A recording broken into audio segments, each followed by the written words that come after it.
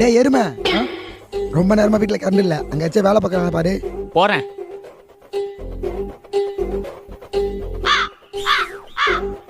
என்ன யாருமே வேலை செய்யல? என்னது இது? என்ன வயிறு? அப்பா வீட்டுலதான் இருக்கேன். வலிக்குது. என்ன உடம்புல ஒரு மாதிரி வந்து? தங்கச்சி பசிக்குது, ஏதாவது எடுத்துட்டு வாயா. அண்ணே இந்தண்ணே, எனக்கு இதே வேலை தான். நான் உனக்கு வேலைக்காரியா? இரு, உனக்கு சோத்துல விஷம் வச்சிடறேன். என்னது விஷமா?